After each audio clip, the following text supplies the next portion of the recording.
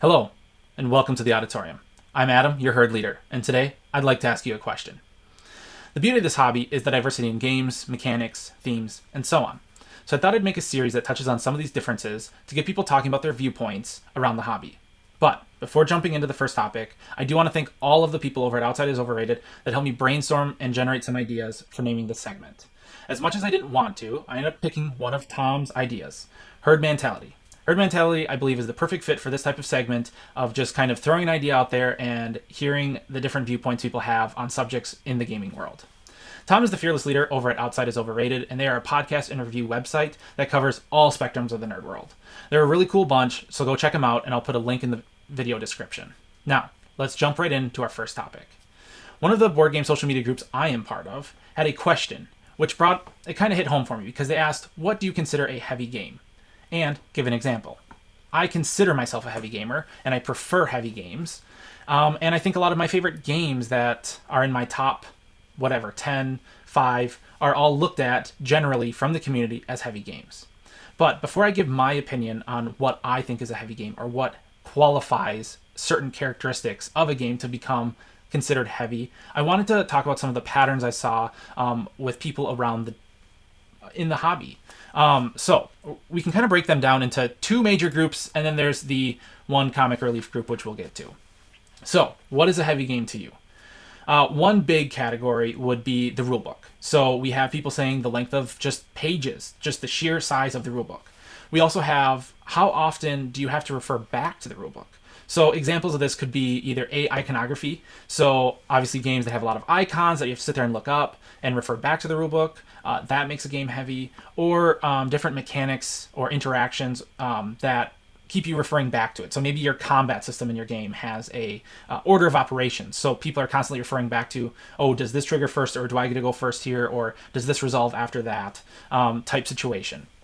Someone else also mentioned that they consider a game heavy if they read the rulebook and they use the rulebook to set up and play it through a first playthrough and then turn around to try to play it again, that if they can't basically do it again without using the rulebook a whole lot, I would assume, they consider that heavy. Now, also, one other point in the rulebook category would be the time it takes to explain rules. So if I know the game and I'm teaching 3 new players this game, how long does it take me to explain the mechanics, get them through understanding and basically up and running to start playing that game? The second category of what people consider making a board game heavy would be asymmetric characters or factions. And I feel this one kind of ties into the last point for the rulebook section, which would be if every player has a different faction or character, it takes naturally longer for someone to explain the rules because they're explaining the rules for each person individually at the table. Another, I guess, characteristic of a heavy board game that people thought for a choice and design space would be the number of plays that you start understanding your actions and also or the consequences of those actions. So that would be something where, if a game is less heavy, if I can play the game once or twice, understand all of my options and how they work towards obtaining my victory, our victory, whatever it may be. Whereas maybe a game that takes multiple playthroughs, and if we're tying it into the asymmetric characters, because really any number of these characteristics could result in a heavy or light game, depending on how much a designer has pulled on those different strings. But that would be it takes me 4 games to understand this one faction, and now I kind of understand this faction, and I'm going to play 4 games with this other faction, and now I'm starting to understand those intricacies of how they work and how I can counter or defend myself against that opponent, but yet I still have 6 more factions left to learn in the game. Another category would be also the number of paths to victory, or also the number of victory conditions. So those kind of tie hand in hand, and they kind of are, in my opinion, almost like that branching path, where you have the Y in the road, and then you have another Y in the road, and you have another Y in the road. So you can see all the individual points almost of, here's my choices at A, B, C, and D. But if we look overall from A to D, you can see my journey, right? So it creates all these different ways. Well, what if I made this choice here instead of there? Would that have gotten me the victory? Or would that have given someone else the victory if I'd won? Another item would be kind of like the layering of mechanics. So that would be a good example I can think of is like Everdell. Now, whether you consider Everdell heavy or not, that's I guess kind of more of a conclusion thing, but a good example is Everdell at its core is a worker placement game. So I'm taking my workers and I'm placing them on the board to gather resources, and also they're possibly gaining cards to then lay those cards in my tableau. So I'm using workers to build a tableau. But my tableau is also now giving me more options, whether it's passive resources, ways to trigger other cards, or even more worker placement spots, right? So the complexity of mechanics and intertwining them could result to a heavier game. Another subcategory of this would be the amount of bookkeeping that you have to keep track of. So maybe some games have a lot of characters or items that have special rules, and there's not a really good way to record that or keep track of that outside of just remembering. So that people are saying is, well, that's very complex. You have to remember all these rules and intricacies, which makes the game heavy. Also, some people thought just the sheer length of your turns. How long does it take me to take a turn? How long does it take for everyone around the table to take a turn to get back to me? And that kind of also jumps into the action paralysis part of, if someone's taking a long time for their turn, that can be an indication of it being a heavier game. There was a lot of people that said kind of choices versus luck factor. If your game has just rolling dice, and whatever the dice say you get to move X spots, and then whoever moves the most X spots first wins. Well, that's a lot of luck. That's not a lot of really thinking or choices, freedom to choose how you're trying to achieve your objectives, where the more you mitigate the luck factor, the heavier the game becomes.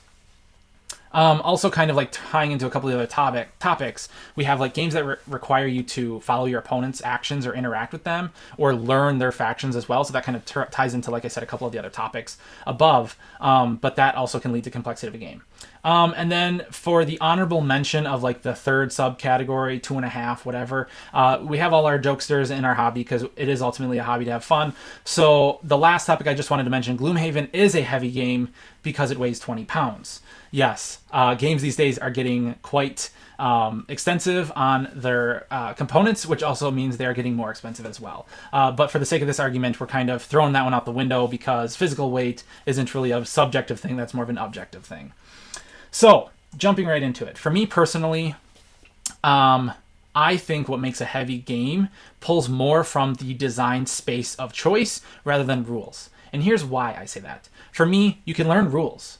So if you sit down to play a game 20 to 30 times, and I know that seems extreme with some, especially if it's a multiple hour game. Let's say, if you were to say, I want to play Twilight Imperium 20 times, so that way I know the rules inside and out. Someone would look at you like that is crazy talk. But it's true. If you did play a game multiple times over and over and over again, you're going to learn the icons. You're going to learn the rules. You're going to learn those order of operations. So then my question back to people who think the rule book is the result of the game being heavy is, does then that game become less heavy or less complex as you learn that rule book better, as you play it more times? Does that reduce, in your opinion, the complexity of the game? Game designs that have a lot of downstream effects, I think also cause for a more heavy game or a aspect of a more heavy game.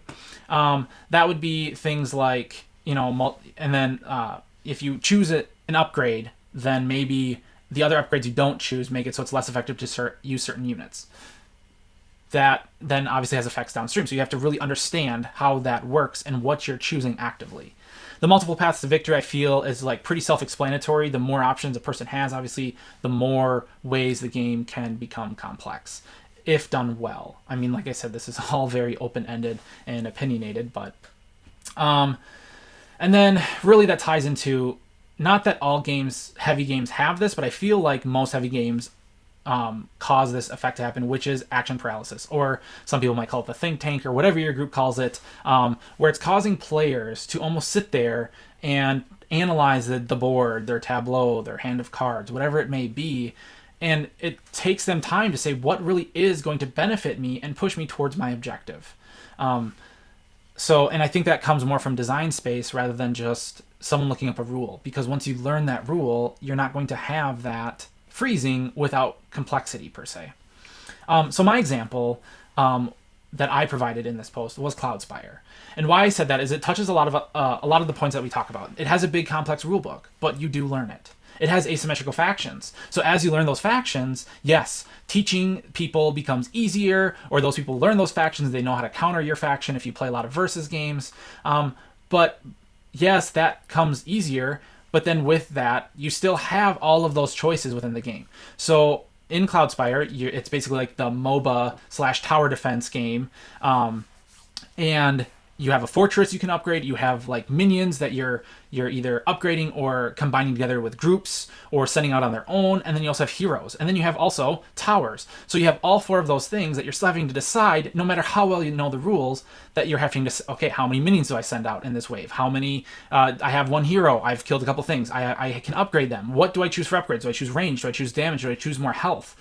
Different things like that. Do I build a tower now? If I build a tower now, that's going to affect if I can build fortress advancements or defenses or upgrades for my minions. So even learning the rule book, the game state changes so much in Cloudspire due to the complexity of everything else around you and you having to process that. So that was my example of a heavy game. Now, as a kind of the devil's advocate to that, is the the solo mode or the co-op mode of Cloudspire, I feel like is less heavy than the versus or the player versus player version. And this is why.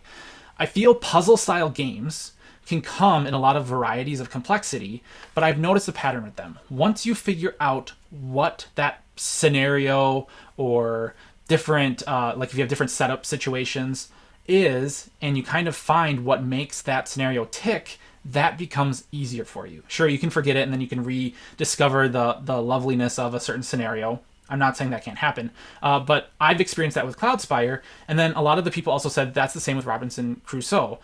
So once you learn a scenario in Robinson Crusoe, they say it's pretty easy to complete that one each time you play it, so you have to move on to another one. That's kind of just my take on it, and I wanted to just kind of point out a couple interesting things. The Board Game Geek, obviously, Board Game Geek is a resource that if you don't know about it, it's a fantastic website. It basically is a giant database. It's the board game Bible, in my opinion, for resources. And there's a complexity rating on all the games. Now, what I used to do is, because I do consider myself a heavy board gamer, my wife is not. So I would go to Board Game Geek, find a game that slightly piques my interest, whether it's the theme, mechanics, whatever it may be at that time, and I'd look at the complexity rating. And that complexity rating is like, oh, it is around Ticket to Ride, one of her favorite games. So maybe I can teach her that. Well, as I've learned more and more games, and I've kind of experienced a lot of games for myself, I realized that complexity rating isn't always super accurate. And that is because of the diversity in how people look at complexity with games. Now, I think it's very accurate. It gives you a very good ballpark to shoot for.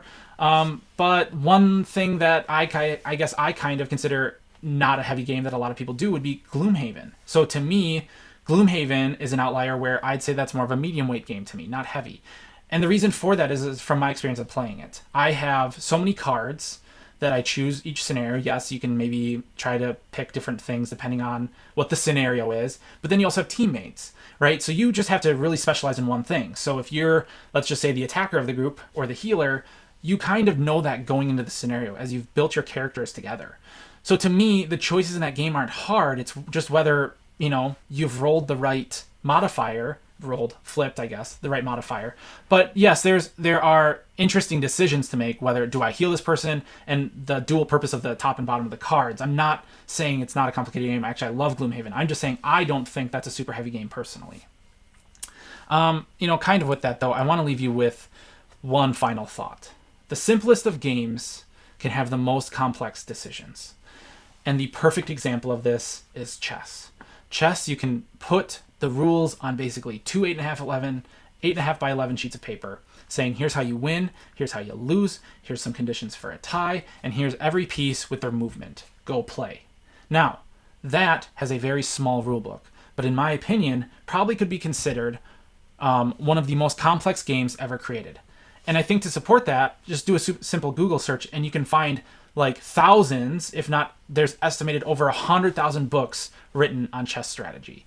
So, just to kind of push my point a little bit one more time, does a rulebook really make a game complex, or is it the design space of choice?